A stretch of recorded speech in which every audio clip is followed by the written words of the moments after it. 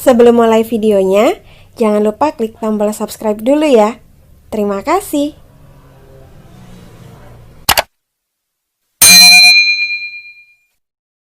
Assalamualaikum warahmatullahi wabarakatuh.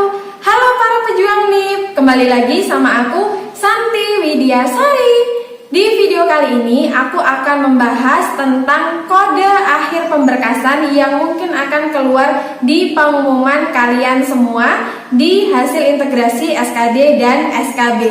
Nah, buat kalian yang penasaran apa saja kode-kodenya dan apa arti dari kode-kode tersebut, stay tune terus dan tonton videonya sampai habis ya. Jangan di skip agar tidak misinformasi.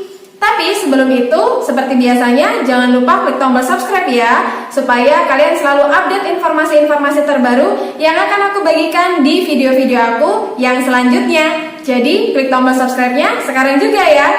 Terima kasih. Nah, langsung aja kita bahas teman-teman.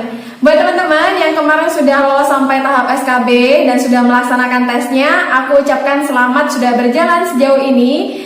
Dan pasti buat teman-teman yang sudah selesai tes SKB, kemarin sudah menghitung hasil nilainya dibandingkan dengan para pesaingnya atau dari pendaftar yang lainnya yang berada di formasi yang sama. Nah, tapi meskipun kalian sudah menghitung sendiri, tetapi kita harus tetap menunggu pengumuman resmi yang dikeluarkan oleh instansi kalian masing-masing. Nah, nanti ketika pengumuman hasil integrasi SKD dan SKB itu keluar, nanti akan ada kode-kode yang ada di sana, yaitu kode-kode tentang status kelulusan teman-teman gitu, apakah lulus ataukah yang lainnya gitu. Nah, lulus pun nanti juga ada macam-macam. Nah, di sini aku akan membahas tentang kode akhir di pengumuman integrasi SKD dan SKB itu berdasarkan pengumuman aku tahun lalu di instansi Pemprov Jatim atau pemerintah Provinsi Jawa Timur. Nah, pengumuman teman-teman bisa jadi sama dengan nanti yang akan aku jelaskan, bisa juga agak berbeda gitu, karena bergantung pada instansinya masing-masing ya teman-teman. Tetapi setidaknya teman-teman sudah punya informasi terkait dengan kode akhir status kelulusan. Nah, buat kalian yang penasaran, langsung saja kita bahas ya. Nah, di sini aku akan mengacu pada pengumuman hasil integrasi SKD dan SKB milikku tahun 2019 yang lalu. Jadi di sini nanti aku akan sertakan di sana ada poin nomor 5 yang menyebutkan bahwa peserta seleksi calon pegawai negeri sipil di lingkungan pemerintah Provinsi Jawa Timur yang dinyatakan lulus adalah sebagaimana terdapat dalam lampiran pengumuman ini dengan keterangan status kelulusan sebagai berikut. Nah, jadi ada beberapa keterangan status kelulusan. Yang pertama yaitu P1. P1 ini artinya adalah lulus SKD berdasarkan nilai ambang batas dan peringkat terbaik berdasarkan Permen Pan RB nomor 37 tahun 2018. Karena aku formasi tahun 2018, jadi ini Permen Pan RB nomor 37 tahun 2018. Jadi yang ada kode P1 itu artinya dia lolos SKD berdasarkan nilai ambang batas dan juga peringkat terbaik. Nah, selanjutnya ada P2.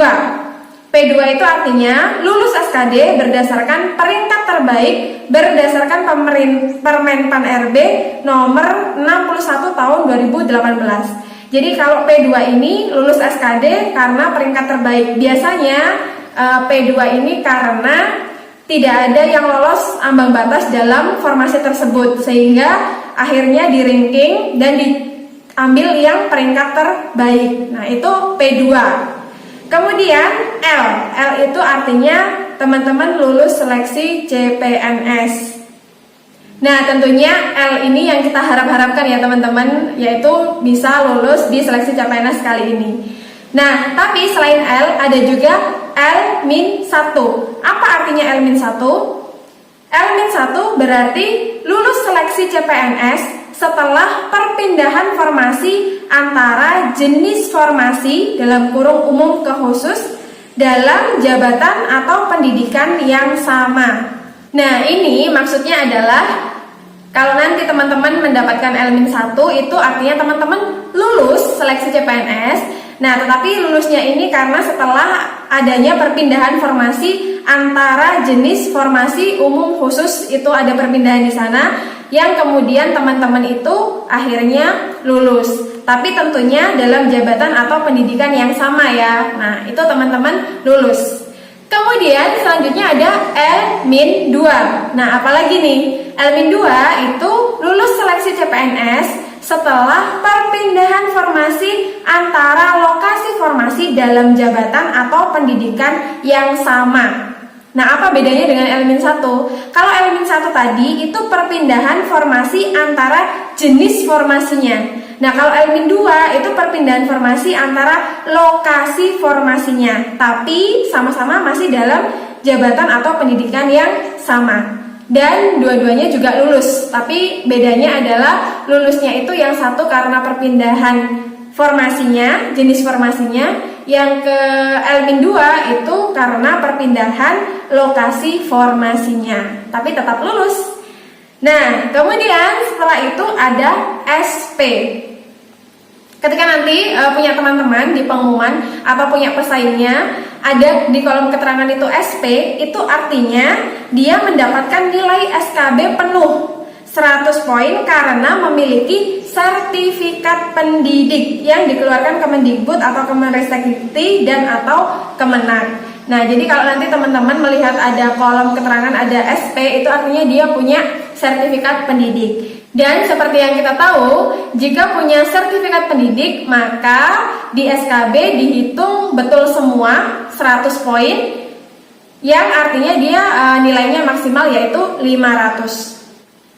Nah, selanjutnya yaitu PD. Apa itu PD?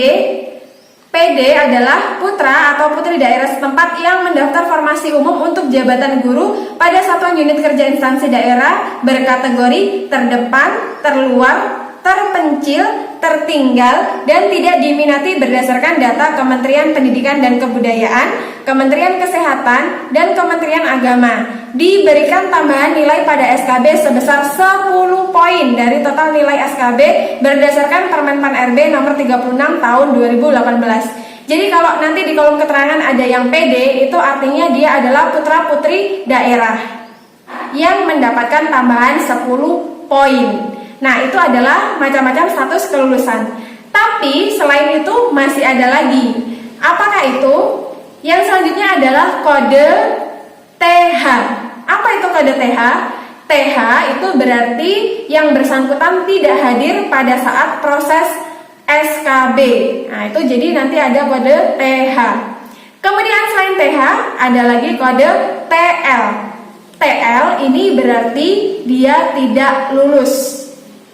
Nah, kemudian yang terakhir ada TMS, yaitu tidak memenuhi syarat.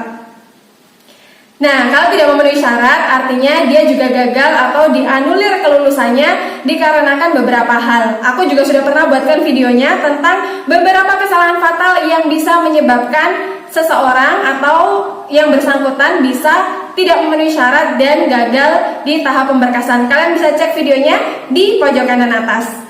Nah, itu dulu informasi dari aku di video kali ini. Terima kasih telah menonton. Jangan lupa klik tombol subscribe, like, komen, dan share video ini ke semua sosial media yang teman-teman punya. Nah, Assalamualaikum warahmatullahi wabarakatuh.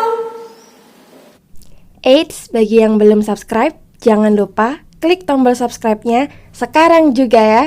Terima kasih telah menonton.